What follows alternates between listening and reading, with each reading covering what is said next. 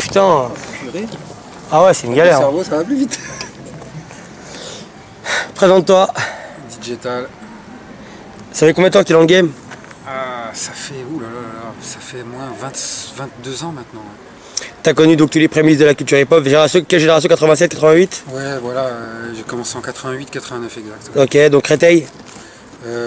Clichy d'abord, mais en fait, j'ai eu des soucis. Voilà, moi je suis un petit voyou. Foyer. Non, j'ai eu des soucis familiaux. Ah ok, d'accord. Donc j'avais pas les parents, quoi. J'avais pas de parents.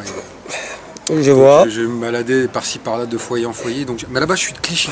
Clichy-la-Garenne, Saint-Ouen, tu vois, les puces, les Clignancourt et tout. D'accord, donc tu as connu toute la génération de la hype. Ouais. Tu dansais à l'époque? Ou tu boxais? Les deux. Ouais, oui. Je boxais, mais je dansais voilà, pour le délire. Hein. J'étais pas un très très bon danseur. Et je taguais.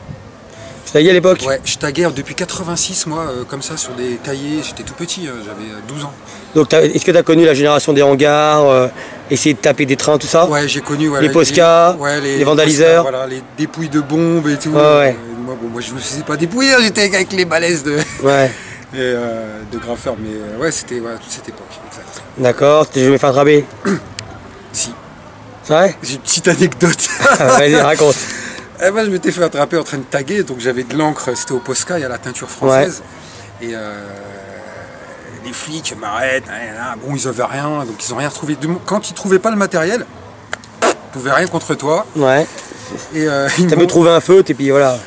Comment? T'as pu trouver un feu, te barbouiller les mains, et voilà. Ouais, voilà, tu peux tomber, enfin, tu t'es inventé plein d'histoires. Et en sortant, ils me disent, ah, mais on sait que t'es un tagueur parce que t'as des baskets de tagueur.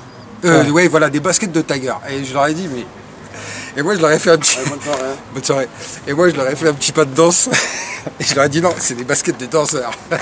Et je leur ai fait un patin, tu vois. Ah non, on va revoir le patin, Je leur ai fait un patin, je leur ai fait ça. Hop. Et donc, comme quoi, tu vois, quand t'es petit, tu. Et ça s'est passé. Ouais, voilà, c'est la petite anecdote. Donc, je taguais et voilà, les flics étaient un petit peu à l'ouest. D'accord, ce coup-là. Très bien. Toi, t'es arrivé au platine à quelle année? Alors, franchement, en 88, tout a commencé dans une soirée. Une boom, à l'époque c'était des booms, on était jeunes. Bah oui. Donc il y avait beaucoup de funk et tout, et le DJ voulait se faire une nana. Et moi je kiffais, je dormais sur ses platines, je le regardais, je regardais pas lui, hein, je regardais son matos. Parce que c'était pas un bon DJ, hein, c'était Philippe. Et je lui passe cette dédicace s'il m'entend ou s'il me voit un jour. Et donc il a été se faire la go, il m'a dit tu veux prendre les platines? Il s'en foutait carrément comme ça. Du niveau que j'avais, il me connaissait même pas, tu vois. Et je suis passé, j'ai animé toute la nuit. Et j'ai tellement bien animé qu'il s'est fait la meuf. Et donc, ouais, et les gens étaient vraiment joyeux. Et voilà, c'est là vraiment que j'ai dit, voilà, c'est vraiment ce que j'aime, quoi, faire danser les gens. Parce que moi, quand je suis venu à la maison, tu avais des tonnes et des tonnes de disques. Et oui, c'était au moins 15 ans après, c'est ça? C'est ça. Ça fait déjà un petit bout de temps, même 10 ans après, je crois. Ouais, 10 ans, parce que on va dire 10 ans après, parce que je t'ai connu en 95. Ouais. Et déjà à l'époque, 95, c'était le premier qui faisait des mixtapes, à ma connaissance. Des mixtapes pour les b-boys, pour les danseurs. Tu te rappelles ce qui s'était passé? Bien sûr. J'avais fait, alors c'était des cassettes, hein, et donc j'avais même pas de platine Technics. J'avais trafiqué des platines, j'avais trafiqué les courroies pour que ça fasse un peu comme des platines à quartz. J'avais même mis des chaussettes pour faire des feutrines, et j'avais fait une mixtape une sorte de medley que je faisais après par la suite en soirée. Et j'avais marqué digital, mais vraiment digital, donc pas digital, j'avais marqué digital, et cette cassette, elle a fait le tour de la France, de Paris jusqu'à Nice, en passant par Toulouse. Et c'est des années après que je l'ai su. Hein. C'est des danseurs qui venaient me voir, ah mais t'avais fait une mixtape et tout à l'époque. Et c'est vrai que les gens t'ont appelé digital. Ouais, voilà. Digital, exactement. Après, j'ai gardé Tal. Mais est-ce que tu penses que t'es le premier qui a vendu les cassettes de mixtape pour les danseurs? Non. Ah, non. Pour les danseurs. Ouais, pour les danseurs. Est-ce que tu vas me sortir à DJ Abdel, Ketkila compagnie, ou Dynasty tout avant, mais moi je pense pour les danseurs. Ouais, pour les danseurs, en fait, j'étais le premier, voilà, à mettre des medleys pour les danseurs, donc des petits quarts d'heure comme ça dans les mixtapes, c'est vrai. Car les autres faisaient que du business, dans le sens où du clubbing, exact, ouais, tout à fait. Et après, des gens ont fait que ça, mais c'est vrai que j'ai pas encore fait vraiment la vraie mixtape b-boying, je suis en train de la faire. Tiens, on va revenir sur une anecdote, après je sais pas si tu vas en parler, à l'époque ta grosse histoire avec DJ Bane. Non mais celle-là elle était... Est-ce qu'on peut revenir là-dessus ou c'est... Oui, ça me dérange pas moi. Donc c'était quoi l'histoire? C'était donc à Shell? Ah, c'était à Shell 2004. Ouais, le truc, c'est ça, non? Le truc c'est quoi, il a pas fait le gars correct dans le sens où les retours étaient vachement forts, tu vois. Ouais.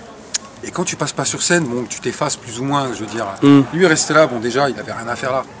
Moi, quand il passait, je m'effaçais, tu vois, c'est un respect, quoi. Et lui, il se bouchait les oreilles, parce que c'était trop fort. Mais dans l'image, ça faisait pas terrible, tu vois.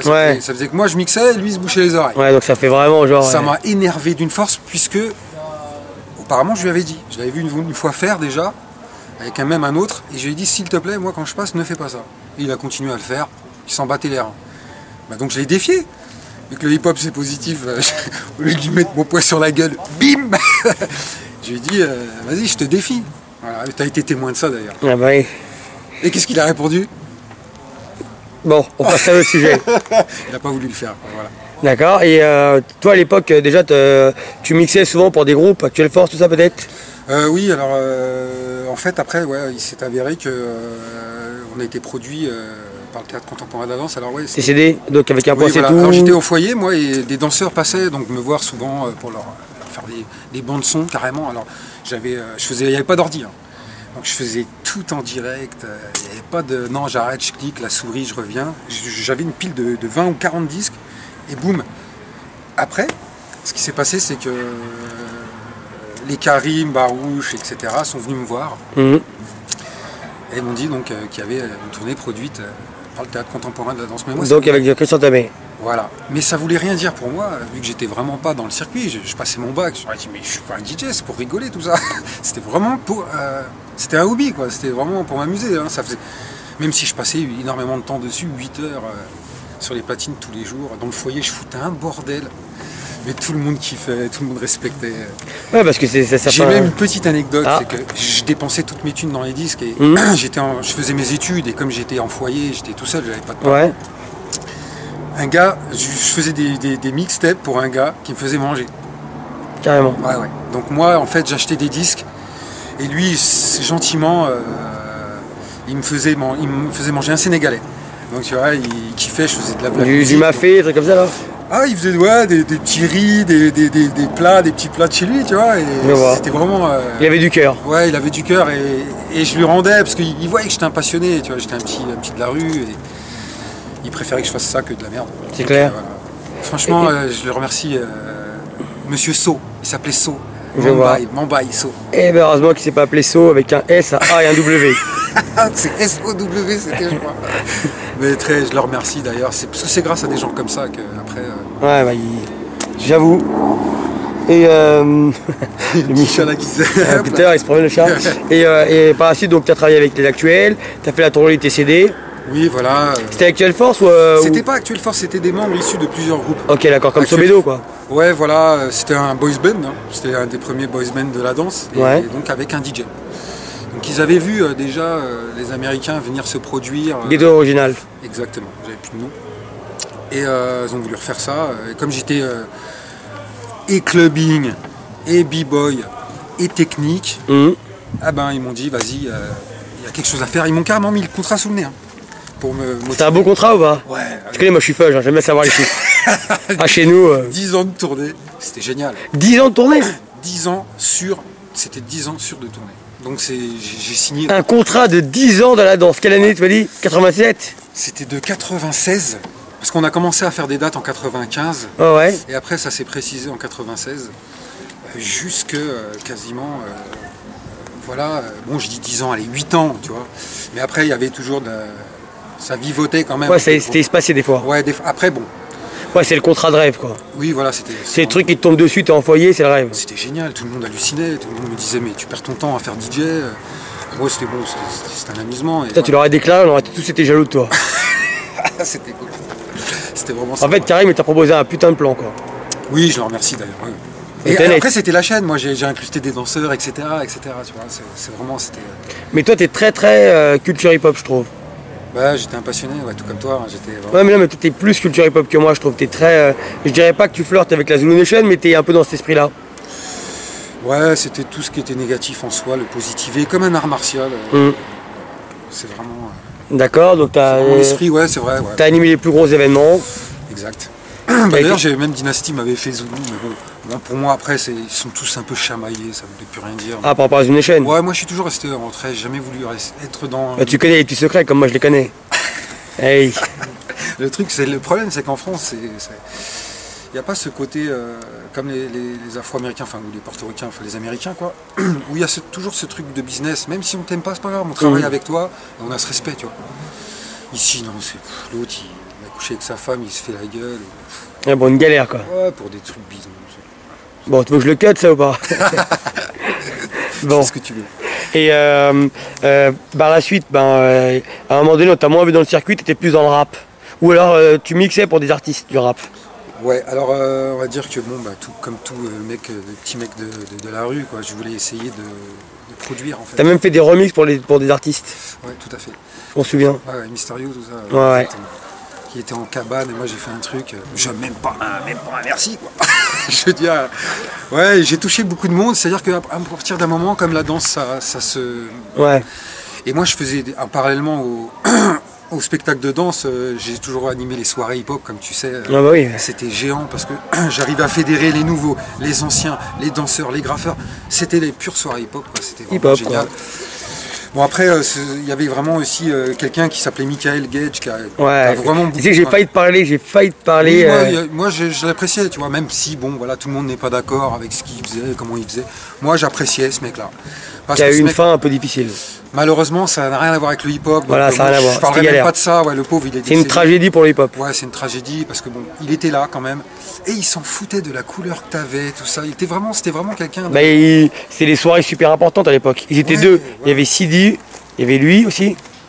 Oui, Sidi aussi. Alors c'était après, un petit peu après. Mais oui, c'est vrai que Sidi il était quand même aussi dans le... Je me rappelle un peu, je connais un peu. Sidi, mais on ne faisait pas travailler. Donc c'était Michael. Et Michael, tout le monde le saoulait. Et il disait non, DJ Talk c'est meilleur. D'ailleurs, il m'a fait faire la première mixtape officielle française, Plaidoirie. Il n'y avait même pas de... Cut Chiller ou tout ça. C'était la vraie compile officielle de France. Plaidoirie, c'est moi qui l'ai faite. D'accord, et toi, donc par la suite, tu as travaillé à la radio? Après, oui, parallèlement à ça, après j'ai incrusté la radio, c'était 106.3 à l'époque. J'étais souvent invité dans l'émission de DJ Six Génération, donc je faisais un Fab. peu... non, c'était celle de Yasmina. Ah, Yasmina. C'était spécial DJ, tous les samedis matins. Donc souvent... Pardon. Au revoir, mesdames. Au revoir, mesdames. Bonne soirée. Vous l'enregistrez? Oui, tout à fait, ouais. Ouais, il va passer à la télé. C'était la conférence. Ça fait longtemps qu'il passe à la télé. Donc voilà, on en était où là? On était que tu travaillais à la radio sur 106.3. Oui, donc la radio 106.3. Après, ça c'est pendant moins 3-4 ans. Après, j'ai changé de radio. J'étais sur Valley FM qui vient de fermer d'ailleurs. Il n'y a plus beaucoup de radios libres, plus ou moins. Moi, je vois, des radios indépendantes, libres, voilà. J'ai bien saisi. Donc, tu as travaillé pour des artistes ou parce que tu as même fait un clip de rap avec la communauté des danseurs hip-hop? Je me rappelle. Ça, je te suis. J'ai l'impression que je te connais mieux que toi-même, Tal. Ah bon, on va même commencer par le début. J'étais avec Esquive le rappeur et Oxmo a même commencé avec nous. Pour te dire, il venait vraiment, tu te rappelles pas, il venait même nous voir à la Rotonde, Oxmo. À l'époque, Châtelet, ouais. Châtelet. Il s'intéressait au hip-hop et tout. Donc ouais, j'ai suivi beaucoup d'artistes, j'ai soutenu beaucoup d'artistes. Et donc le clip que tu relatais, c'était sur M6, tout ça, qui était passé, c'était tous VIP. Ouais, et puis il y avait beaucoup de danseurs derrière toi, tout le monde dansait. C'était ça, moi j'avais l'intention de faire connaître la danse. Et c'est un clip que tu as autofinancé? À la base, je voulais pas faire un clip. Ouais, j'ai vraiment tout fait. Je me suis fait arnaquer d'ailleurs. Là, je connais un peu ton histoire. Monstrueusement. Mais c'est la vie, c'est comme tu dis, les requins de la production. À la base, c'était pas un titre R&B que je voulais faire. À la base, je voulais faire un espèce de breakbeat funky, tu vois. Et qui mélangeait, un petit peu les bases old school et réactualiser en fait. Réactualiser. Ta mentalité, quoi. Ouais, et incruster plein de danseurs. Donc les danseurs sont venus vraiment... avec le cœur, ils sont venus. Avec le cœur, gratuitement. Merci à Salah. J'ai jamais eu l'occasion de le remercier. Merci à Mazen et toute sa clique. Planète. Voilà. C'était vraiment super sympa. Et ça avait fait un sacré bruit quand même. Ah bah ouais. D'ailleurs, après, le clip a été recopié.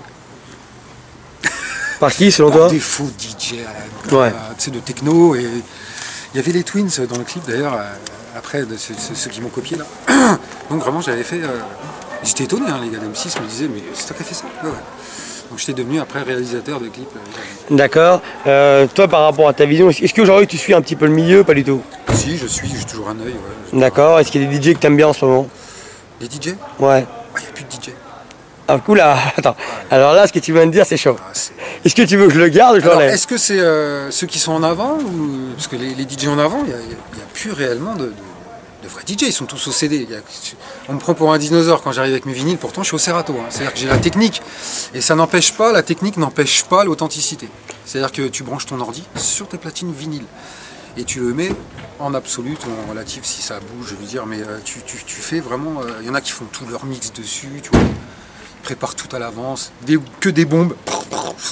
Le bruit de la bombe, c'est moi qui l'ai inventé, hein, en France. La bouteille cassée, c'est moi qui l'ai inventé. Oula! Il y a plein de trucs comme ça hein, que je peux... Ah bah non, ça les intéresse, là, tu deviens intéressant. Ouais, les jingles, après, ils ont abusé. C'est-à-dire qu'un jingle, ça se met de temps en temps. Mmh. C'est boum, boum, boum. Mais parce qu'en fait, aux États-Unis, il y avait la bombe. Tu vois, il y avait une espèce de bombe comme ça. Les DJ français prenaient la même chose. Et moi, voilà, je me suis dit... Toi, tu l'as intégré dans les battles. Ouais, voilà. Mais moi, ce que je veux dire, c'est que j'ai changé de bruitage. En fait, j'ai pas pris la bombe qu'il prenait, j'ai pris une bouteille cassée. Mmh. Voilà, et j'en ai fait un bruit de bombe, bouteille cassée avec du bruit de verre. Ça a inondé tout le monde. J'en ai vendu de temps en temps des jingles comme ça. Après, tout le monde l'a eu, quoi. Donc, attends, ta définition du DJ, c'est? Ambiancer les gens. Mais ce que je veux dire, c'est qu'aujourd'hui, tu as une nouvelle génération qui arrive avec un matériel très sophistiqué. Est-ce que pour toi, c'est les DJ? Ouais, tellement sophistiqué que le matériel, t'appuies sur un bouton, il enchaîne. Donc je vois pas l'intérêt en fait. En fait, c'est comme si tu préfères l'artisanal, quoi. se faisait, je veux dire, avait une poulie et tu le soulèves pour qu'il fasse des figures. Oh, le con! Tu vois, ça serait vraiment Ouh, pas il est dur, monsieur! Ben oui, ça serait pas Pour faire des vrilles. Mais c'est comparable parce qu'en fait, les gens ne connaissent pas le DJing. D'ailleurs, je donne des cours. Hein. Vous pouvez contacter Yuval si vous voulez des stages. Je reviens de Blanc-Ménil avec la compagnie Nomade.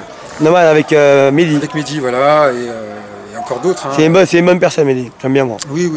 Franchement, il fait son truc. Il a fait son petit texte sur la journée de l'esclavage, qui a été touchant. J'ai pas suivi. Je suis tout le monde, moi. C'est sympa, ouais, mais c'est pour ça que bon, tu mérites quand même ton poste de média. Ouais. Et ceux qui sont jaloux, franchement, il a bougé son cul. Hein. Ah, c'est clair. Il a bougé son cul. Mais donc j'essaie de comprendre. Donc toi, demain, quand tu vois un DJ qui est au platine et qui a que un matériel sophistiqué, tu as l'impression que c'est pas forcément quelqu'un à qui on pourrait, si on lui mettait des vraies platines, il saurait pas faire avec, tu penses? Ah oui, franchement, pour la plupart, surtout les jeunes, là, ils n'ont même pas touché un vinyle. Donc en fait, leur truc, il est faussé. Surtout qu'ils ont carrément des contrôleurs. C'est même plus des CD, c'est des petits ronds. Qu'est-ce que tu vas avoir? C'est de l'amateurisme. En fait, l'amateurisme est passé devant souvent parce qu'ils prennent que 50 balles ou tu vois, c'est juste pour avoir l'étiquette pour les gonzesses. Mais les mecs, c'est pas parce que t'es un Renoir que tu mets une casquette et que t'as une barbe que t'es dans le hip-hop, mon pote. Et il y en a plein, il y en a trop des mecs comme ça. C'est agaçant. Moi, je tourne la tête. Je tourne la tête, je me casse. Mais est-ce que dernièrement... Alors, il peut y en avoir encore. Il y en a même, c'est sûr. Mais ils sont vraiment... Parce qu'il y a quand même des références chez nous aujourd'hui. On va dire c'est des gens qui sont... Pour moi, quand je dis références, je vais plutôt dire les gens qui sont installés dans le milieu des battles.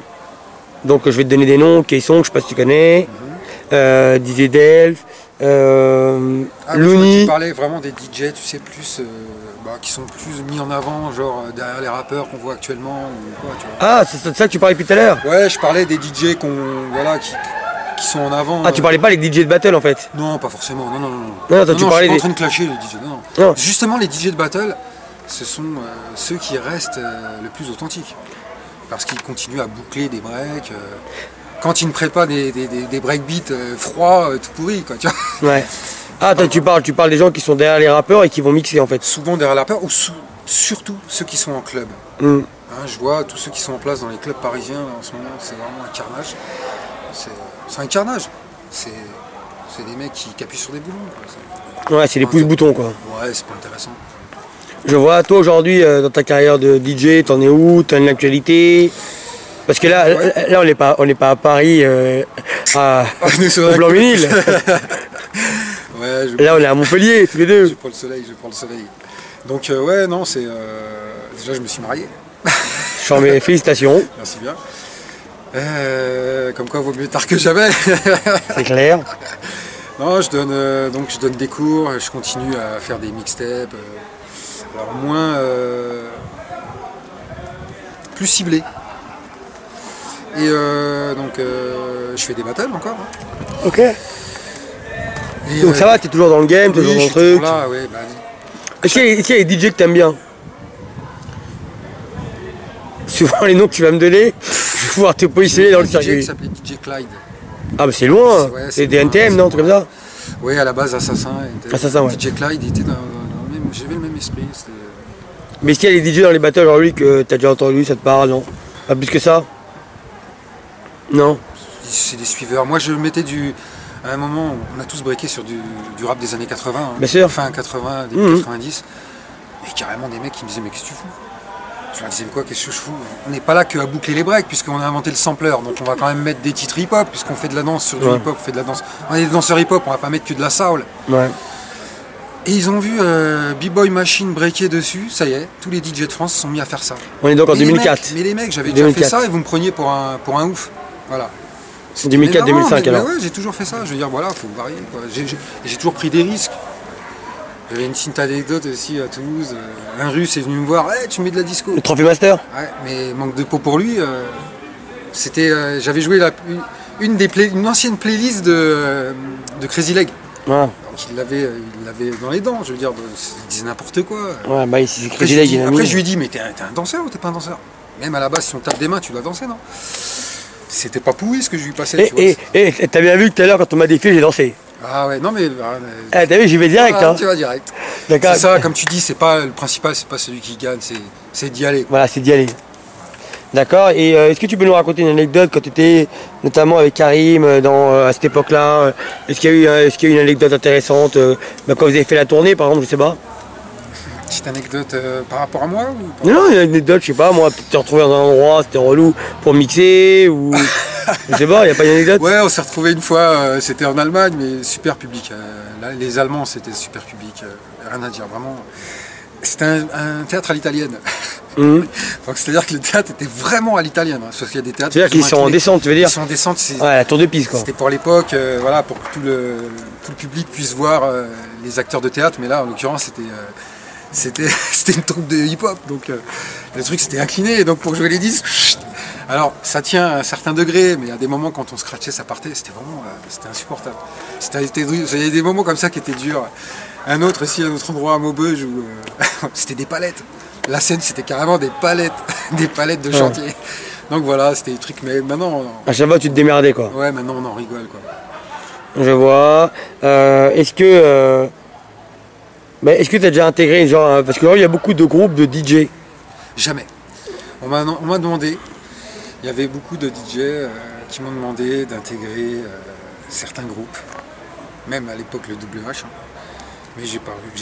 Est-ce que quand tu es dans un battle, les DJ ils te reconnaissent, ils ont un respect pour toi ou est-ce qu'ils savent quelque chose aujourd'hui par exemple? Comme j'étais quelqu'un qui reprenait n'importe quel défi, je m'en fichais, même si j'avais Qbert devant moi, j'y allais quoi. Tu vois. Non, ce que je veux dire c'est genre demain tu vas dans un battle. Ouais, j'y arrivais Ah, ok, justement. excuse-moi. Donc les gens ont ce respect. C'est-à-dire qu'ils savent que voilà, avec Digital, voilà, fallait pas rigoler quoi. Parce que toi t'es de la génération quand même DJ Science. Non, avant. Ah ouais non, je veux dire c'est la génération dans les battles qui cartonnaient je veux dire. Oui, voilà, j'ai fait les premiers battles officiels. Ouais. Voilà, j'étais peut-être pas à l'époque, comment dirais-je, au terrain vague de la Chapelle, Ouais. parce que j'étais trop jeune. Il y avait DJ Joe et DJ Dynasty. Voilà. 86. Mais après, les premiers battles officiels, je les ai faits quoi. C'est moi qui les animais. D'ailleurs, on venait Tu veux dire chercher le parce que XXL, tout ça à l'époque? tout. Il y avait aussi Total Session. ouais, chez le Battle Pro. Ouais, 2002. Et j'allais de ville en ville, on se voyait souvent puisque Ouais, on se croisait, bah oui. on se croisait tout le temps. Et puis voilà quoi. Le truc c'est qu'en fait, comme je pensais aux danseurs dans les soirées, il y avait des cercles. Et souvent les organisateurs de soirées me disaient non, mets pas de son pour les danseurs, les cercles ça casse les Ouais, ambiances. ouais. C'était faux. C'est-à-dire qu'il fallait, j'arrivais à fédérer justement les gens. Il y avait des cercles et en même temps je mettais le son pour les gens non avertis, je veux dire, qui n'étaient pas b-boy, je veux dire, ceux qui chillaient. Mais c'est bizarre, Tal, parce que j'ai l'impression que tu as animé pour des artistes du rap, et j'arrive pas à me rappeler quel nom. Ah bah, il y avait Oxmo, il y avait la Secret Connection, Mister You, Mac Taylor dernièrement. Il n'y avait plus de sous donc. Je lui dis ciao, tu sais, les mecs ils veulent plus payer. À partir d'un moment, les mecs ils croient que t'es Mère Teresa. Non, mais comment ces gens-là ils arrivent à toi? Ah bah ils entendent parler grâce à mon travail, comme Mister You, j'avais fait un remix, boum, c'est venu assez. Et les mecs ils t'intègrent dans leur tournée? Oui, carrément. Voilà, je suis payé, je dois leur assurer le show. Tu vois, je leur ambiance déjà la salle avant qu'ils arrivent et après parce que toi à l'époque déjà tu avais mis en place cette mentalité, tu étais DJ animateur en fait. Exactement, donc je me rappelle hein. Ouais, je suis un des seuls DJ bah qui anime au micro également et qui scratch et qui anime au micro, ce qui n'est pas toujours c'était un petit peu ton moment performeur. Comment? C'était un peu peut-être ton moment performeur avant que les artistes arrivent sur scène. Ouais, voilà, exactement. Donc ils aimaient ce. Tu as fait des grandes scènes quand même. Ouais. J'ai fait le Zénith tout seul. Hein. Ouais, je sais, je t'ai beaucoup suivi donc. Ouais. Je te remercie. J'ai fait des oiseaux, t'inquiète pas. Ouais. Donc j'ai fait des énormes scènes, vraiment du jamais vu quoi. C'était. Et toi, quand tu as commencé les platines, est-ce qu'il y avait des DJ qui t'influençaient peut-être? Américain ou français? Oui, américain, c'était Jam Master Jay de Run DMC, ouais. Terminator It's Run. Ouais. Terminator X. Paix à lui, parce qu'il est mort. Peace, Public Enemy number 1, 5, 4, 7, 3. Oh my god, no. Ouais. D'ailleurs, après, ils l'ont laissé quand même mal propre, j'ai pas compris. Ah, Terminator X. Ils en ont mis deux sur le côté. Terminator X. Et Professeur Griff. À cause de l'histoire il a parlé sur Israël. Ah, d'accord. Sur les juifs. J'avais pas. Il a même fallu que Public Enemy ils aillent carrément à Auschwitz pour se recueillir. Pour enterrer un peu le. Ouais, pour se recueillir, ils n'avaient pas le choix. De toute façon, leur producteur, hein, c'était un de chez nous. Ouais, bah oui. De toute façon. Ah, mais j'étais pas du tout. Je connais bien l'histoire Public Enemy sur ça. Ouais, et qu'est-ce qu'on. Donc Terminator X. Et bon, bien évidemment, par la suite, après j'ai vu Qbert. Qbert, le DJ des Rocksteady Crew, champion du monde. Son pote Babou, DJ Babou. Ça je connais moins. Mix Mastermind. Ah, ça je connais. De Beastie Boys. Ouais, Beastie Boy avec Rick Rubin. Un des premiers DJ blancs qui déchirait ça. Hein, le pote de Rick Rubin. Franchement, respect à tout cela. Donc voilà, tout cela. Ça c'est les gens qui t'ont influencé. Ouais. Et toi dans la danse, t'as lancé un petit peu? Oui, je dansais un petit peu. Ouais. T'as breaké ou t'as lancé debout? J'aimais tout. J'aimais tout, donc je te faisais une ratatouille de tout ça. D'accord. Est-ce qu'il y a des gens qui t'ont aidé dans la danse? Qui t'ont appris des choses? Tout le monde, plus ou moins, ouais. Franchement, tout le monde, ouais. Tout le monde me donnait deux, trois conseils. Même les gabins, les Scos. Tu te rappelles de Scos? Ouais, Scos. Bien respect à lui. Ouais, tout le monde. Jérôme, peut-être? Ouais, aussi, ouais, tout le monde, ouais. Mais bon, comme c'est un petit, tu vois. Bon, mais oui, tout le monde me donnait des petits conseils. Ahmed? Non, pas Ahmed. Mokhtar? Remarque, ouais. Exact, Mokhtar, peut-être? Mokhtar aussi, ouais, c'est vrai. Khalid? Voilà. Mais j'avoue que, franchement, j'étais pas là pour. Ouais, c'était pas ton truc. Ouais, j'étais un breaker feignant. Hein. J'aimais bien le Smurf. Tu vois, l'électrique boogie. Je vois. Je te regardais avec ton strobo, là. À l'époque. À l'époque. Ah, on était là. T'arrivais comme ça. Le mot de la fin, t'as pas une dernière anecdote? Il y a un truc qui te fait plaisir à raconter, que tu as vécu, qui a été un grand moment pour toi? Alors, ça a été. Regarde-le celui-là. Ah bah t'as vu ça? Depuis tout à l'heure, il est à côté de toi. C'est mon pote. Un petit chat. Ah, il a pas peur, il se promène depuis tout à l'heure. Ouais, il est chiant à la voirie.